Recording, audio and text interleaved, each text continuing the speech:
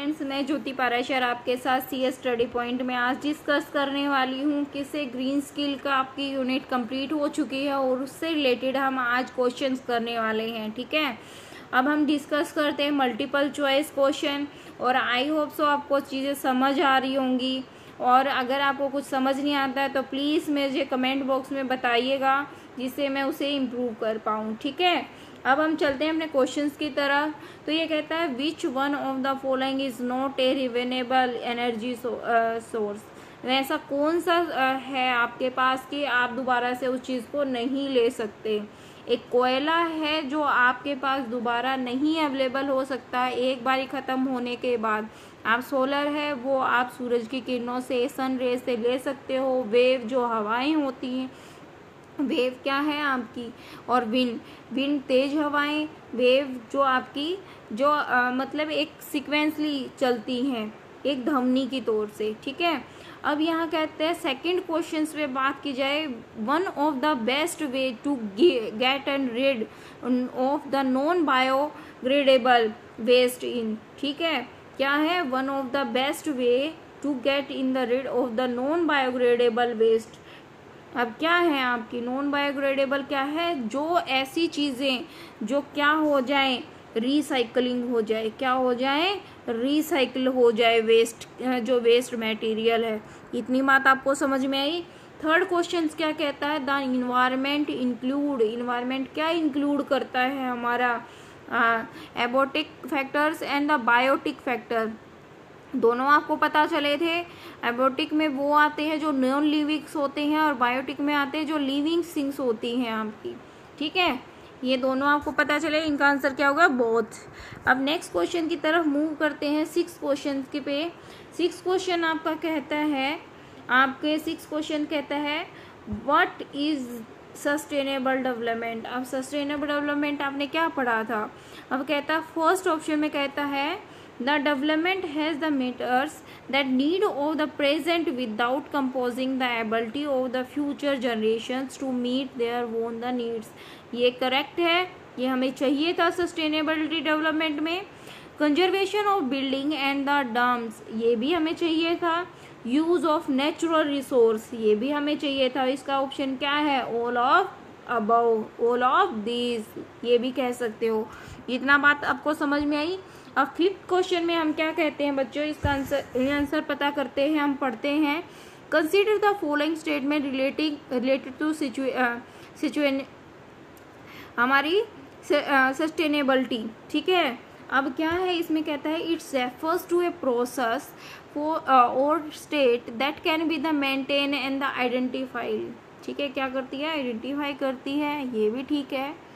और हमारी क्या कहते हैं natural resource must be use in a way that do not the create and the ecological debates, ये भी बात ठीक है। और the maintain of the total natural resource, ये भी हमारी सस्टेनेबिलिटी में हमने बात की थी ना बच्चों। अब क्या है, इसने पूछा कि ये तीनों के तीनों ठीक है या दो ठीक है, सेकंड और थर्ड, या सेकंड ठीक है। अब बच्चों हमने तीनों ही ऑप्शन देखे तो वो क्या है, हमारे तीनों ही हमारे ठीक है ना।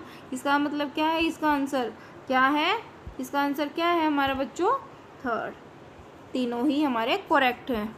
आगे चले आगे हम बात करते हैं सिक्स क्वेश्चन पे। सिक्स क्वेश्चन कहता है कि which of the following is not an object of sustainable development. कौन सा ऑब्जेक्ट नहीं है सस्टेनेबल का। ठीक है, प्रिजर्वेशन वाटर रिसोर्स, क्या है वाटर रिसोर्स।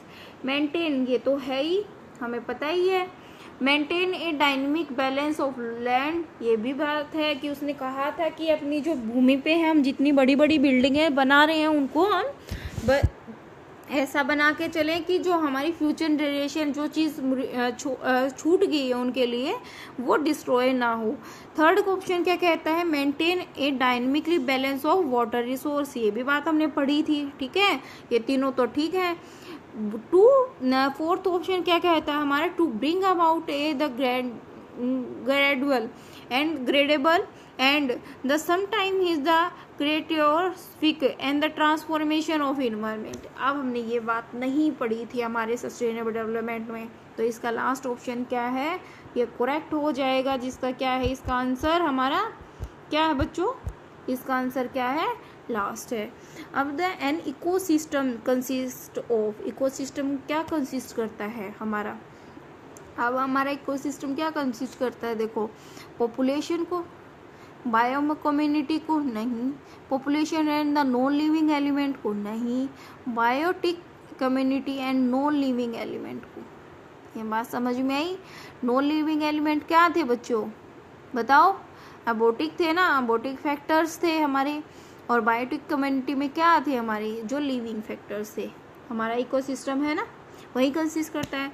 अब एर्थ क्या करता है, the region of earth where life exist is known as, क्या है हमारे जो जिस पे हम रीजन जिस रीजन पे ऑफ धरती पे लाइफ एग्जिस्ट करती है वो क्या है हमारा, देखो हमारा एटमॉस्फेयर आपको पता ही है, लिथोस्फेयर आपको पता ही है, बायोस्फेयर ऐसा है कि जिस पे हमारी धरती पे हम एग्जिस्ट करते हैं, लाइफ क्या करती है एग्जिस्ट करती है।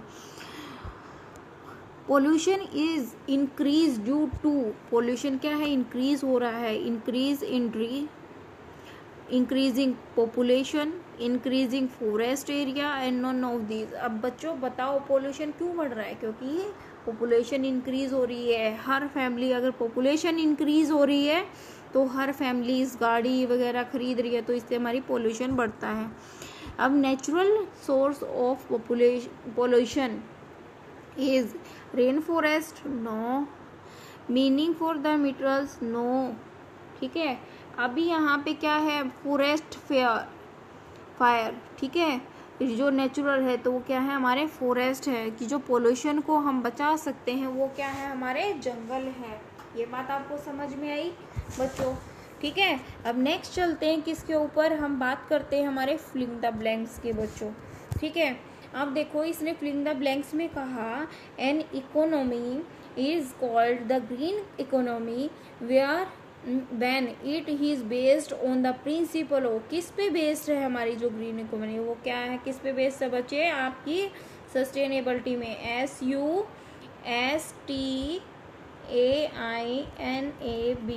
सस्टेनेबल। ये बात आपको समझ में आई। नेक्स्ट बात करते हैं सेकंड की, energy dashed in an ecosystem, क्या है energy dash in an ecosystem, वो किस पे है डेवलपमेंट पे, किस पे डेवलपमेंट पे।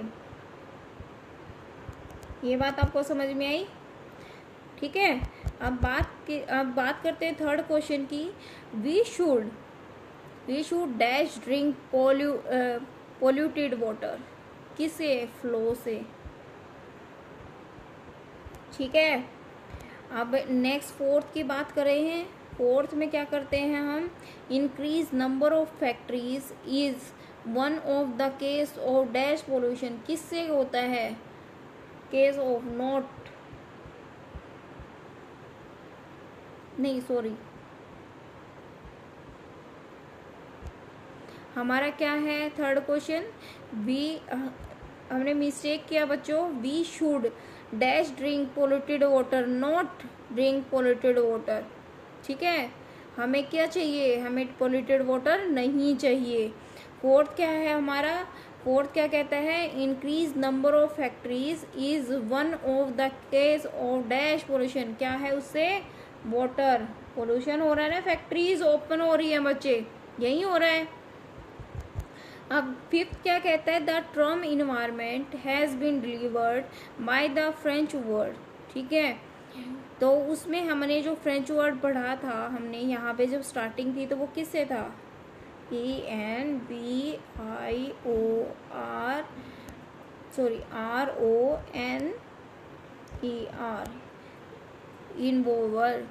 इनोवर, ठीक है।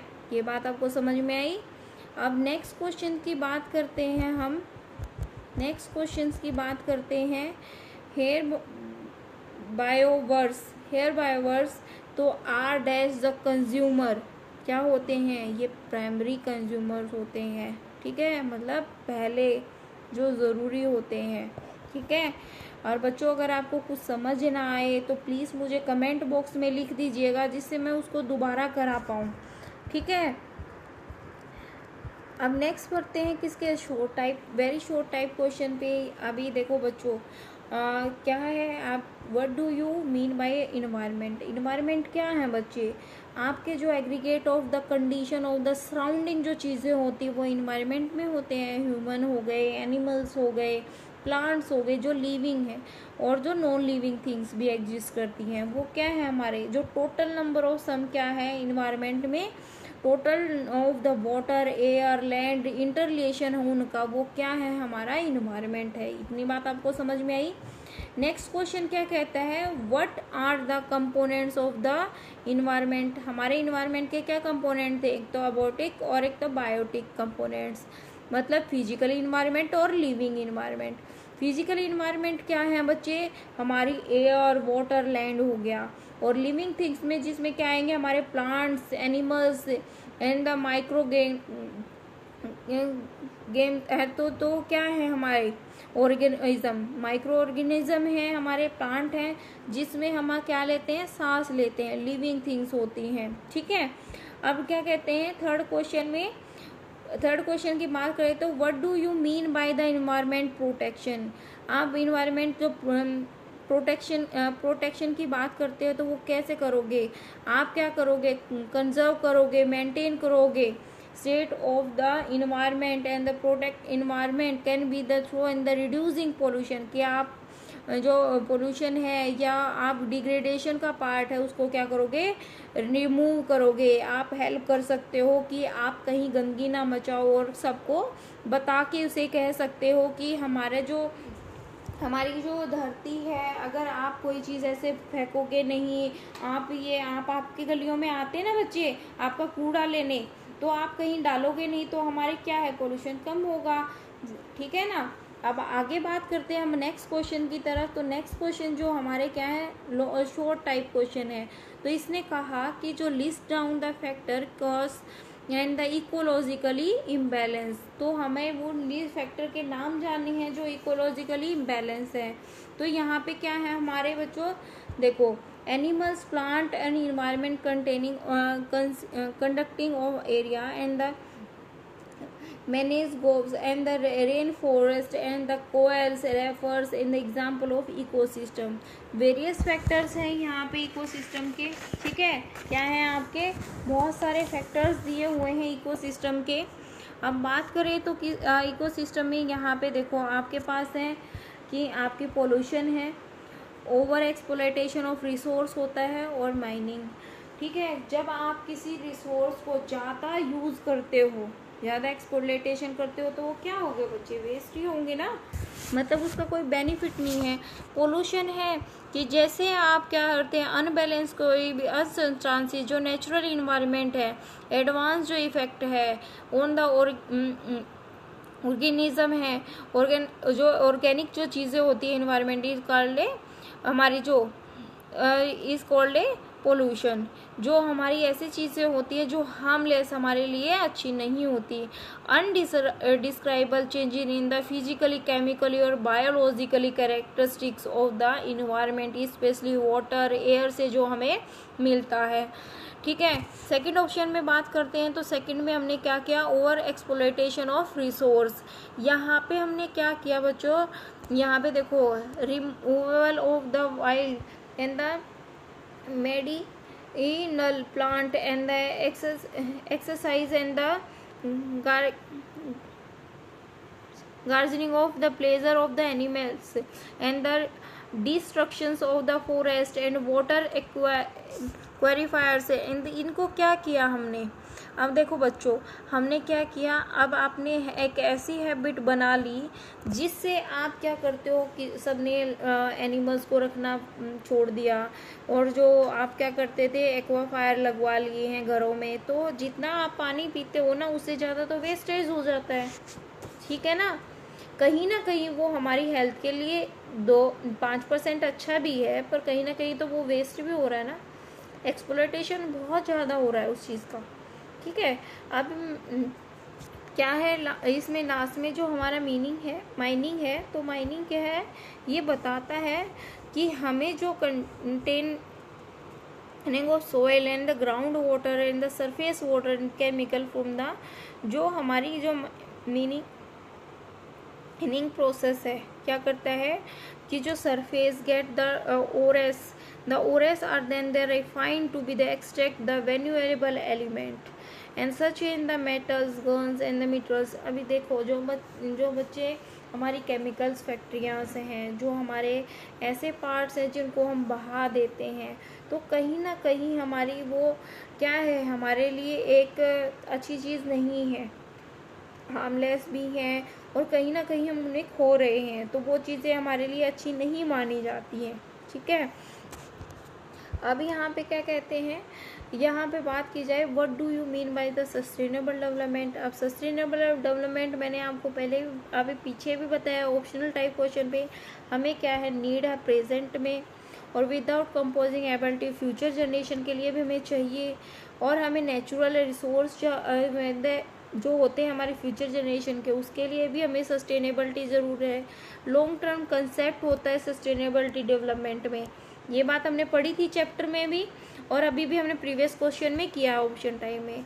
तो जो सस्टेनेबिलिटी का मीनिंग है वो तो going the identify lead into the future के लिए the natural resource like air, जो वाटर, जो मिनरल्स हैं, उनकी हमें ज़रूरत है, तो उनको हमें जो पोल्यूट होता है उससे बचाना है, और ऐसी चीज़ों को हमें छोड़ना है जो नॉन रिमूवेबल हो, जिनको हम रिमूव ना कर पाए उनको बचा के रखना, जैसे कोयल हो गए, पेट्रोल हो गए, नेचुरल गैस हो गई, तो इनको हमें अपनी फ्यूचर जनरेशन के लिए बचा के रखना है। ये बात समझ में आई आपको। हम चलते हैं नेक्स्ट क्वेश्चन की तरफ। नेक्स्ट क्वेश्चन हमारा क्या है, थर्ड, क्या कहता है, given one example of recycling production of the sustainability. अब वन एग्जांपल बताना है, तो वन एग्जांपल में जैसे आपको मैंने चैप्टर में बताया था, paper we need and the wood and the pulp we the come to from a tree. हमें क्या, जो पेपर होते हैं वो हमें ट्री से मिलते हैं, तो हमें रिसाइकल करके use paper we can be the contribute in saving the tree. हम पेपर को रिसाइकल करके हम ट्री को बचा सकते हैं, बार बार पेड़ों को काटने के बजाय हम पेपर की रिसाइकल करें। ठीक है, तो हम बच्चों पेपर्स को ना फाड़े, उसको आप जब भी अगर आपका कोई पेपर वेस्ट हो जाता है, तो अगर आप उसको निकालना भी चाहते हैं नोटबुक से, उसे फाड़ के अपने पास रख लें, और जब रद्दी वाला आता है तो उसको आप दे दें, जिससे हमारा पेपर रिसाइकल बिन हो जाए। ठीक है, अब नेक्स्ट बात करते हैं फोर्थ क्वेश्चन की। फोर्थ में क्या कहता है, what is the importance of sustainability. अब वही बात है, हमें क्यों चाहिए, हमें minimize the depression of natural resource. हमें ऐसे चीज़ों को, जो हमारे नेचुरल रिसोर्स है ना, कि हमें जो नेचुरल प्राप्त होते हैं, हमें उनको मिनिमाइज करना है कि उनकी खपत कम हो और हमारी फ्यूचर जनरेशन के लिए बचा रहे। Create development than maintain it the sustainable without causing and further harm to be the environment. कि जब हमें फर्दर कभी हमें प्रॉब्लम हो तो हम उन चीज़ों को ले सकें। Provide method of existing development make in the environmentally friendly. उससे जो हमारे है तो उसको इससे फ्रेंडली बनाएं कि हम कोई भी उसे ईजिली बना सकें, जिसे हमें रिसाइकल कर सके। Aim to be the fulfil the need to be the today and without composing. क्या करता है कि यहाँ पे ये कहता है कि without composing the need to be the future generation, हम दोबारा से अपनी जनरेशन के लिए सेव कर सके। अब नेक्स्ट क्या कहता है हमारे यहाँ, it is the capability of to use the resource and the justly and maintain the ecologically balance. ठीक है, इट lays and the emphasis on environmental protections and the check environmental degradation to stop the over exploitations and the over use of resource। तो हमें इन चीज़ों का ध्यान रखना है बच्चे, अपनी डेली लाइफ में भी हमें इन चीज़ों का ध्यान रखना चाहिए। ये नहीं कि हम किताब पढ़ रहे हैं और इन चीज़ों का ध्यान न रखें, हमें डेली लाइफ में भी इन चीज़ों का ध्यान रखना है। ठीक है, अब बात करें फिफ्थ क्वेश्चन की। ये कहता है कि what are the problem related to sustainable. Problem क्या आती है बच्चों यहाँ पे, lack of the financial resource की। ठीक है, क्या आती है, फाइनेंशियल रिसोर्स की। तो यहाँ पे नॉट बी द पॉसिबल है, वॉर जो कंट्रीज़, अगर हमारे पास जो कंट्रीज़ के क्या हो जाती हैं, जो हमारे युद्ध होते हैं उस टाइम में हम नहीं कर पाते हैं इनको संरक्षण, ठीक है। नेचुरल डिजास्टर होते हैं, अर्थक्वेक आते हैं, तो उस टाइम में हमारी जो सस्टेनेबल डेवलपमेंट है वो काम नहीं करती है, ठीक है। Corporation at the level of the implementing energy, जब कॉरपोरेशन जो लेवल होता है या इम्प्लीमेंटिंग करती है कुछ, तो वहाँ पे भी हमारा बहुत ज़्यादा नेचुरल चीज़ें लग जाती हैं जो हम जनरेशन के लिए नहीं बचा सकते। Lake of efforts in the municipal, जो हमारी म्यूनसिपल लेवल पे हैं, जो हमारी सीनियर्स हैं, तो उनके कम एफर्ट है इनको सेव करने के लिए। समझ में आई ये बातें बच्चों? आई होप सो आपको समझ आ रहा होगा और आप इंजॉय भी कर रहे होंगे। आई नो कि आप अभी जैसे घर पे हो, काफ़ी टाइम लॉकडाउन हो गया, स्कूल को मिस करते हो, बट बच्चे ये भी ज़रूरी है, ठीक है। बट कहीं ना कहीं ये एक ऐसा पार्ट था कि आपको इससे रूबरू कराना था। न्यू टेक्नोलॉजी थी, न्यू तो नहीं कह सकते, बट हम ये कह सकते हैं कि आपने कभी सपने में भी नहीं सोचा। You can not be the throw out the think about कि online classes you will be the in the front of you, तो नहीं is I think to be more enjoy this movement. चलो हम आगे चलते हैं। What are the component of environment? हमने क्या बच्चा 4 कंपोनेंट पढ़े थे, एटमॉस्फेयर, हाइड्रोस्फेयर, लिथोस्फेयर, बायोस्फेयर। अब एटमॉस्फेयर क्या था? जो बच्चे हमारे जनरली मिक्सचर होता है गैस सराउंडिंग जो अर्थ होती है। हाइड्रोस्फेयर में हमने क्या पढ़ा था? इसमें हमारे ओशियंस, रिवर्स जो आते हैं, लेक आ गई। लिथोस्फेयर में हमने पढ़ा था कि जो हमारी जो भूमि हो गई, सोयल हो गई, और जो हमारे रॉक्स हो गए, मेटल्स हो गए, ठीक है। अब बायोस्फीयर में हमने पढ़ा था कि जो हम लिविंग एग्जिस्ट करते हैं, क्या ह्यूमन्स जो हमारे फ्यू ऑफ किलोमीटर्स के एरिया में एग्जिस्ट करते हैं। समझ में आई आपको ये बात? अब 7th क्वेश्चन की तरफ हम मूव ऑन करते हैं। किसकी तरफ? 7th क्वेश्चन की तरफ। तो 7th क्वेश्चन में हमसे पूछा गया what do you mean by the biotic component? Biotic component क्या थे बच्चे? वही जो लिविंग थे, मतलब बैक्टीरिया और हमारी फंगस हो गई, प्रेजेंट इन द इकोसिस्टम में, ठीक है। ये क्या है? इकोसिस्टम में प्रोड्यूस हो गए, कंज्यूमर्स हो गए, डिकम्पोज हो गए और रिड्यूस हो गए। देखो बच्चों, हमने प्रोड्यूस किया मतलब कोई ना चीज़ हमें बनाया, ठीक है। देखो ऑटो मतलब अपने आप, सेल्फ अपने आप, and the trophy and the freed, ठीक है। मतलब कि आपने वहाँ पे कोई भी छोटी सी ऐसा केमिकल यूज़ किया, मतलब एनर्जी यूज़ की, स्टोर की किसी प्रोडक्ट में, और वो अपने आप उस चीज़ में यूटिलाइज हो गई। अब जैसे आपने कर्ड बनानी है तो आप दूध को थोड़ा सा गर्म करके क्या करते हो, उसमें थोड़ा सा हमारे में ये बोलते हैं ना कि हम थोड़ा सा खट्टा डालते हैं, तो वो क्या है? हमारे बैक्टीरिया है, जिससे हम क्या करते हैं? प्रोड्यूस कर लेते हैं, बना लेते हैं। अब कंज्यूमर की बात करते हैं तो जो animals lack of the chlorophyll and the unable to be the synthesis of the own food, they is the depend on the producer in their food, they is knows the hydrotrophy in the hydrotrophy other से और feeder से। अब देखो यहाँ पे क्या है कि कुछ चीज़ें क्या है, एक ह्यूमन जो होता है, जो ह्यूमन क्या करता है? प्रोड्यूस करता है, और यहाँ पे एनिमल्स क्या करते हैं? कंज्यूम करते हैं, ठीक है। ये बात समझ में आई आपको? और थर्ड ऑप्शन क्या करता है? हमारे डिकम्पोजर्स होते हैं और द रिड्यूसर होते हैं, जो बैक्टीरिया और जो फंगस हो गए, जो हमारे जो बैकडाउन जो डेड बॉडीज या ऑर्गेनिक मेटल्स होते हैं, तो उनको क्या कर देते हैं? वो डिकम्पोजर, मतलब उसको ऐसे पार्ट्स में, सब्सटेंस में प्रोड्यूस कर देना कि वो हमारे ऑर्गेनिक चीज़ों में बन जाए। अब ये आप घरों में होता है कि जो गांव से रिलेटेड है, खाद देखते होंगे बच्चे, जो हमारी नेचुरल जो गोबर की जो खाद होती है, आप क्या करते हो? किसी इंसान ने अपने खेतों में क्या किया? प्रोड्यूस किया कि मक्का उगाई है, सरसों उगाई है, जो भी, वहाँ पे आपने क्या किया? एनिमल्स को दिया, मतलब कंज्यूम किया। वहाँ पे कंज्यूमर ने कंज्यूम किया, एनिमल्स ने खाया।